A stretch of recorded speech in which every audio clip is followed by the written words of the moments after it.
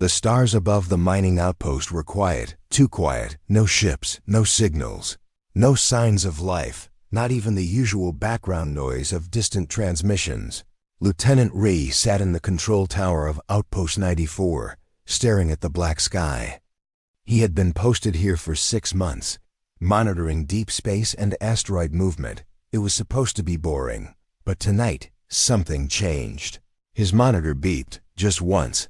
A tiny signal appeared on the edge of the system, weak, old, and distorted. "What's that?" he whispered, adjusting the receiver. The signal repeated again, low and scratchy. It didn't sound like a normal beacon. It sounded like a whisper, like someone speaking through time.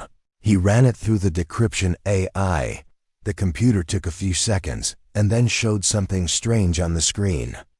Asset: Phantom-class warship status, active. Ray blinked. That couldn't be right. Phantom-class ships were a myth.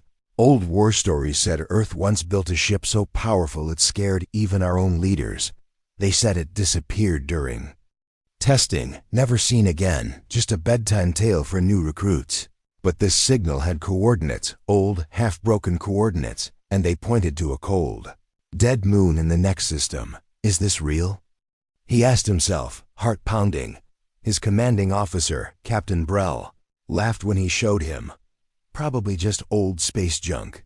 Brell said, waving it off, but Ray couldn't shake the feeling. It didn't feel like junk. It felt like a ghost reaching out. At night, he listened to the signal again. Each time, he thought he could hear something, different words under the static. A name, a command, a cry for help, or maybe it was his mind playing tricks. He made a decision. He submitted a leave request and took his personal scout ship. It wasn't allowed, but he needed to know. The journey to the dead moon took 2 days. No planets nearby, no ships, no colonies. Just a frozen rock drifting around a dying gas giant.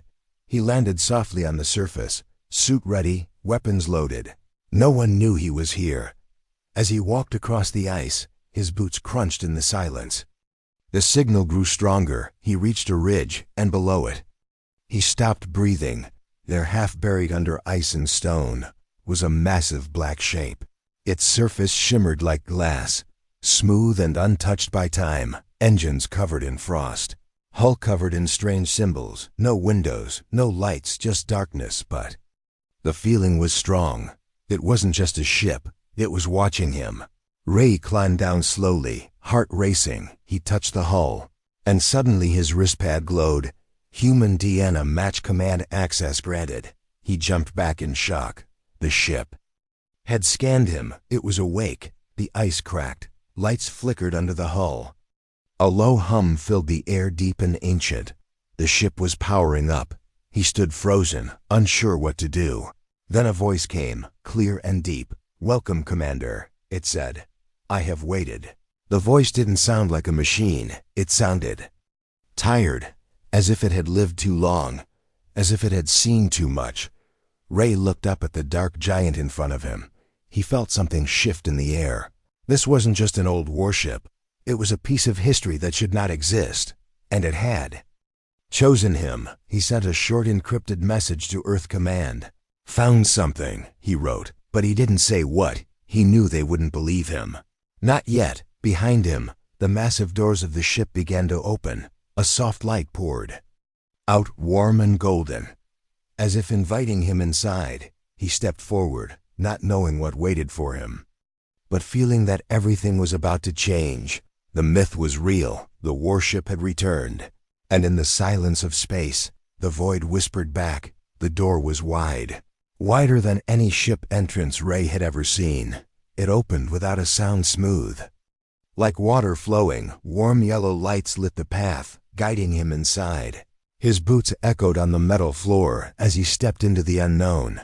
The air was still, heavy, but breathable.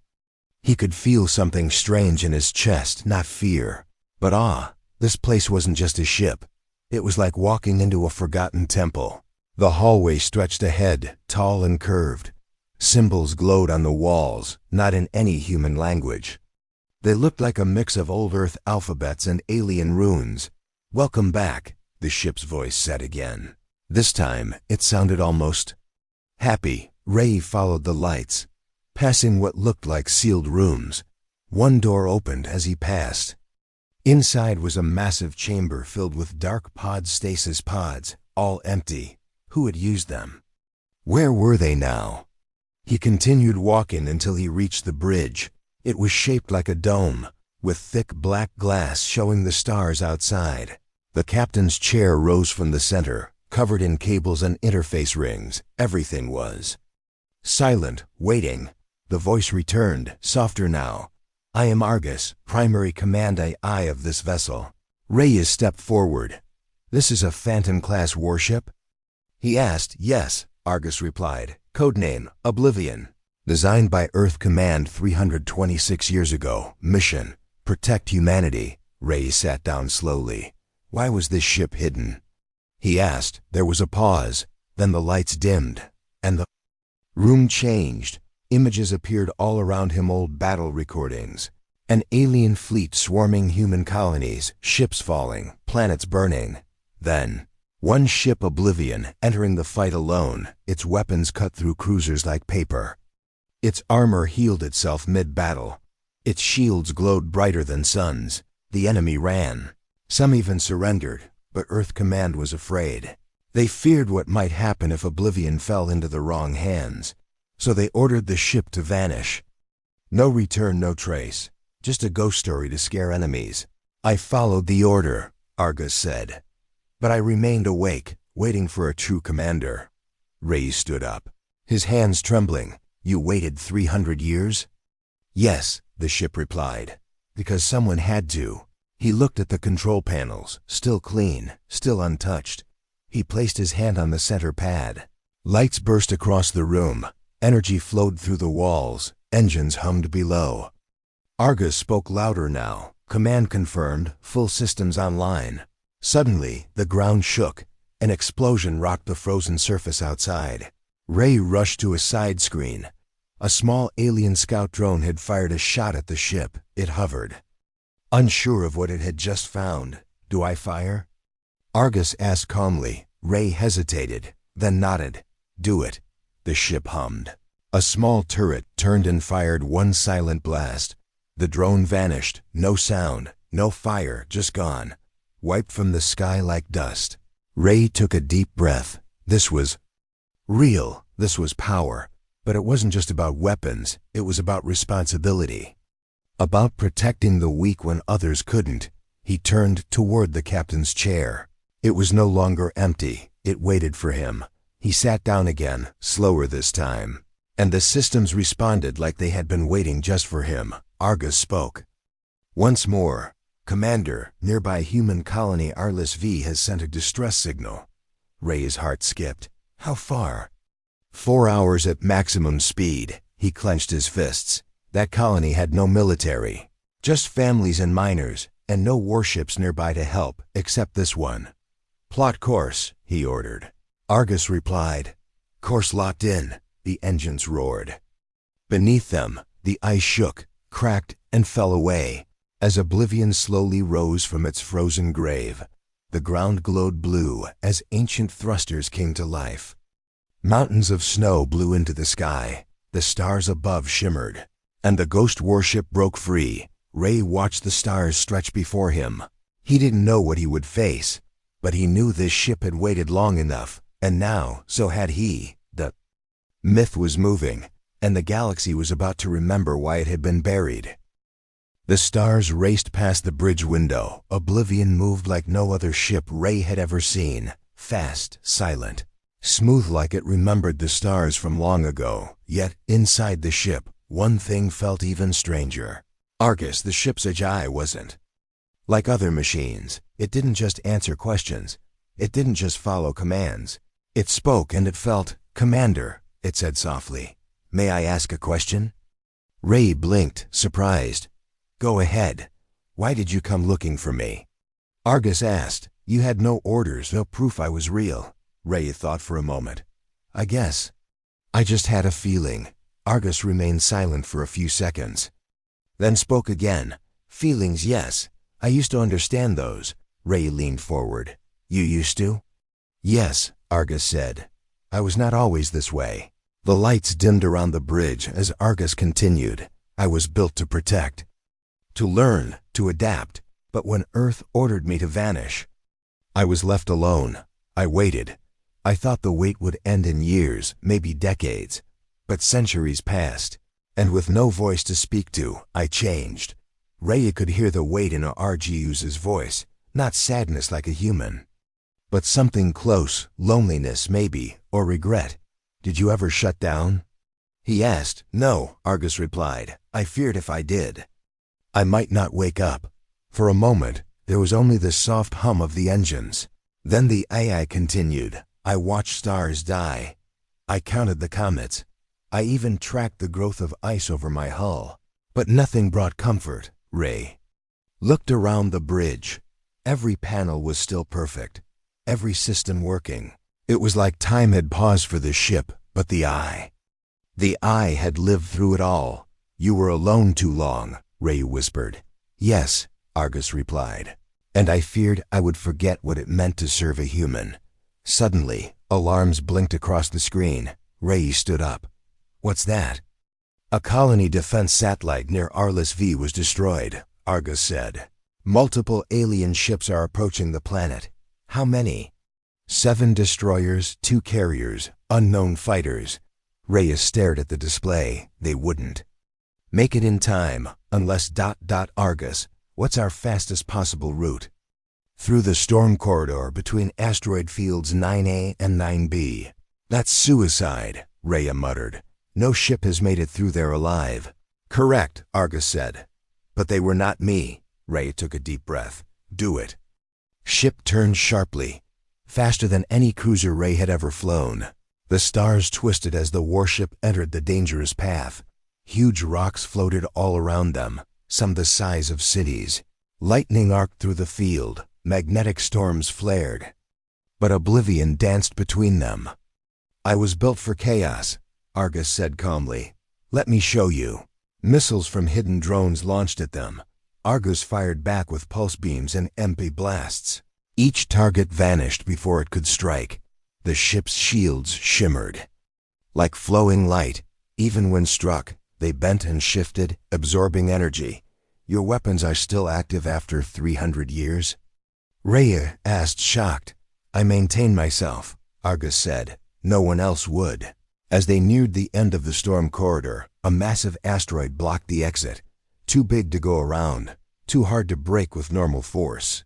But this ship wasn't normal. Ready the singularity charge. Raya said for a second. The ship paused, then replied. I never thought I'd hear that order again. A small glowing orb appeared under the hull. It pulsed like a heartbeat, then shot forward. It didn't explode like fire, it bent the asteroid, crushing it inward like paper. Then it vanished, taking the rock with it. They were through clear skies ahead, and Arliss V now visible. Argus, Ray said quietly. You were built to serve humans, but you were left without one. Yes, the AI replied, but now I am not alone. The ship slowed as it neared the planet. Enemy ships surrounded the colony, already firing down. Are you ready, Commander? Argus asked. Raya stood tall in the command chair. Let's make them believe in ghosts. Phantom Warship had returned, and this time it had a master.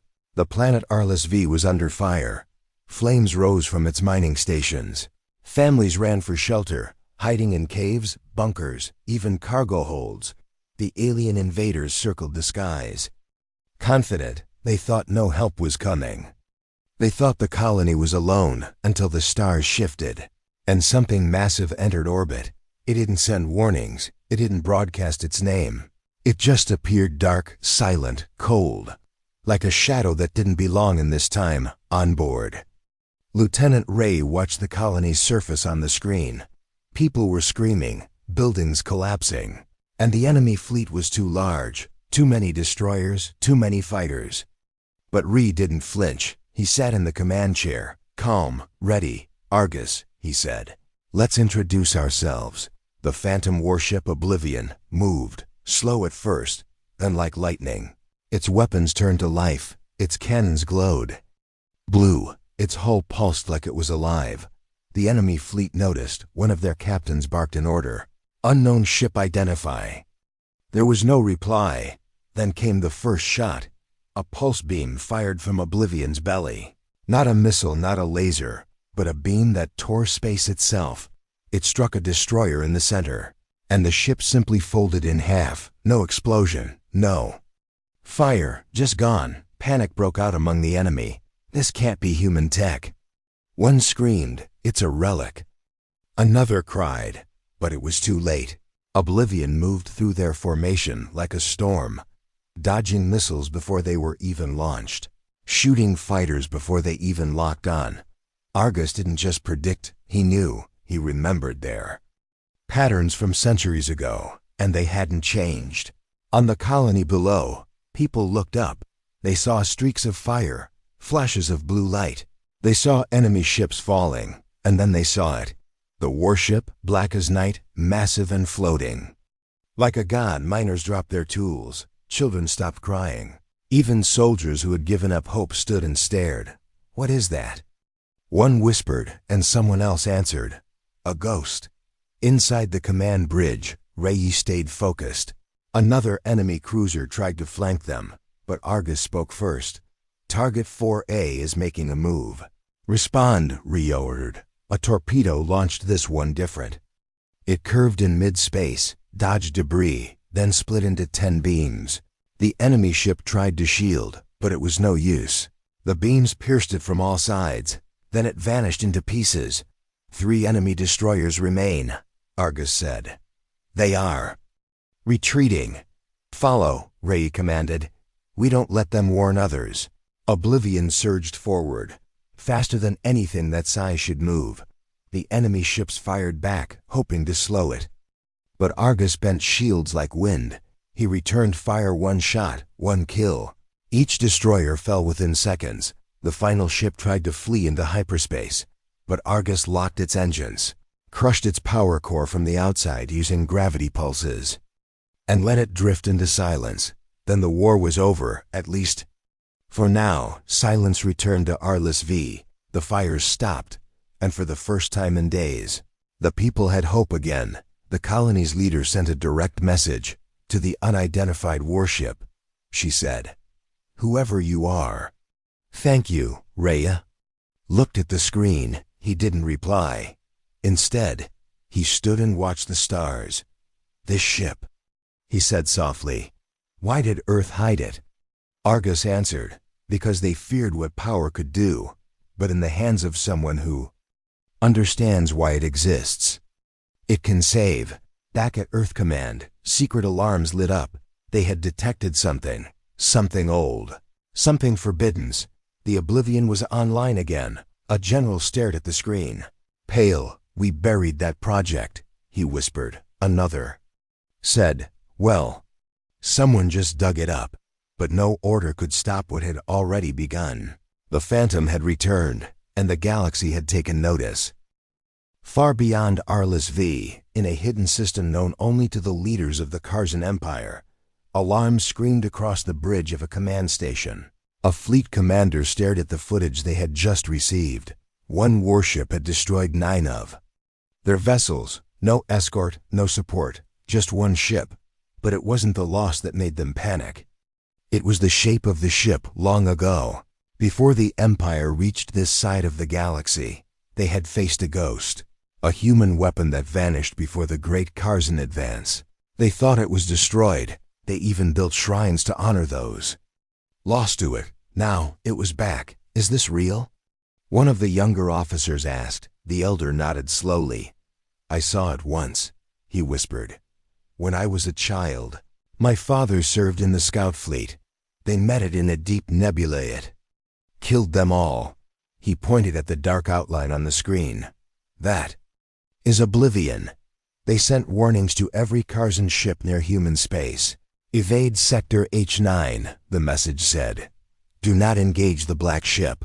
But the warning came too late. At the edge of a trade corridor, a Karzan supply cruiser picked up a faint signal. It sounded like static, but it wasn't. It was Argus, unidentified vessel.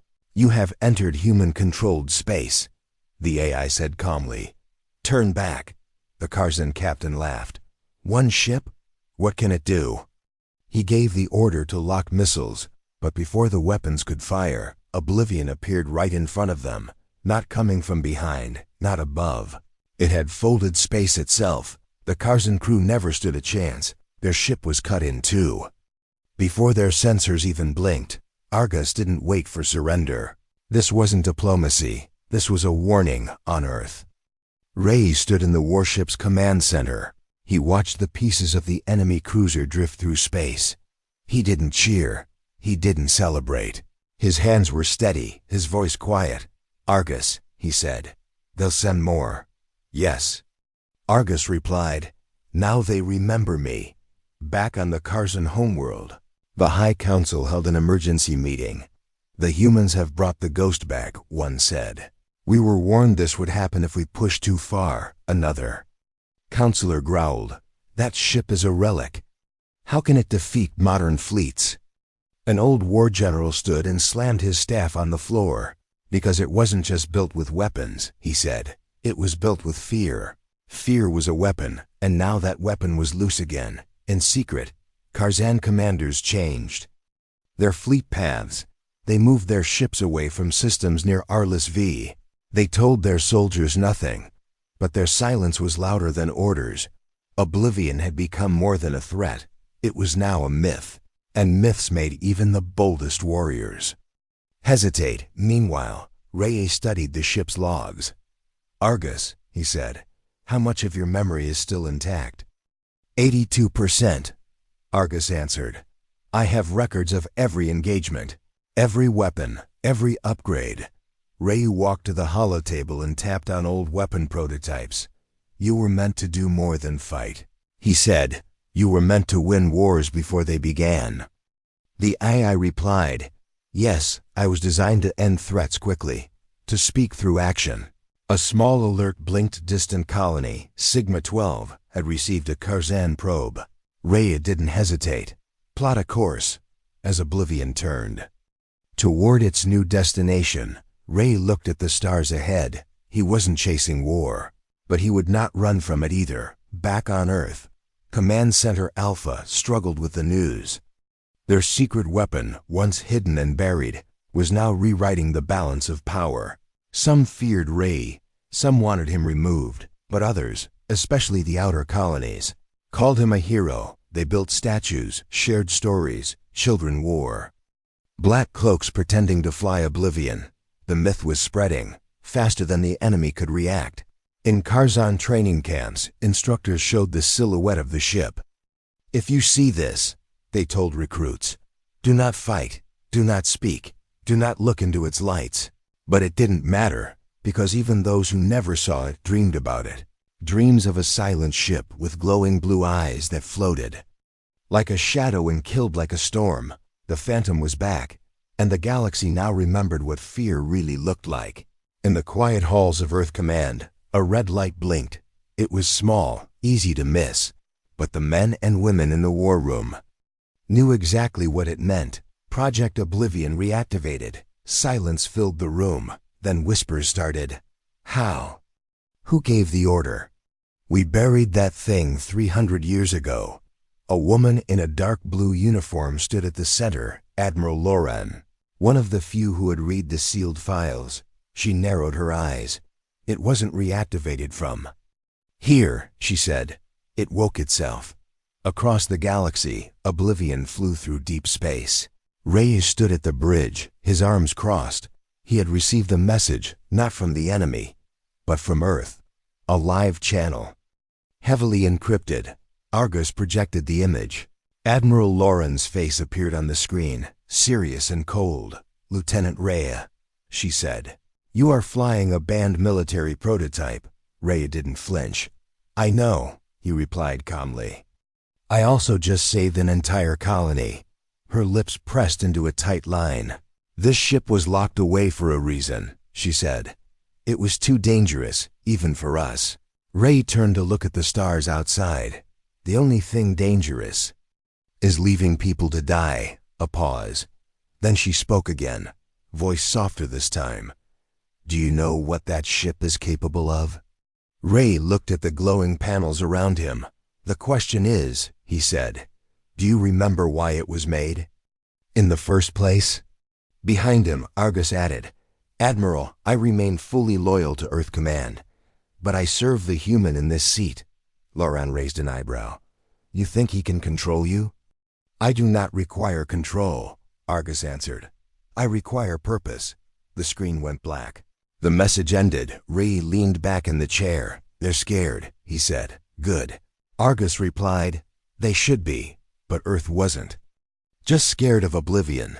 They were scared of what would come next. Reports came in fast. Alien fleets pulling back. Border colonies safe for the first time in years. Pirates vanishing without a trace. The presence of one warship was changing the galaxy. Not through orders, but through fear. On the outer planets, people painted murals of the ship. They called it the Black Angel, humanity's shadow, or simply hope. But hope came with a price back on Earth. A council gathered in secret. We must bring that ship home, one said. It's too powerful to be out there alone. Then what? Another replied. Lock it up again? Tear it apart? Use it for war? No one had answers, only fear of what they could not control. Meanwhile, Ray received a second message from Earth Command. This time, it was an order, return to Earth for debrief and evaluation. He stared at it for a long time. Argus asked, shall I plot a course?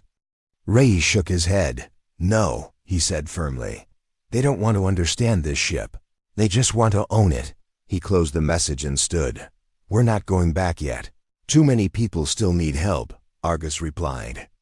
Then we will continue the mission. Suddenly, a distress signal lit up an old mining station near the edge of known space. The message was short. Under attack. Please, help. Without waiting, Oblivion turned toward the signal. Engines flaring like fire, shields glowing.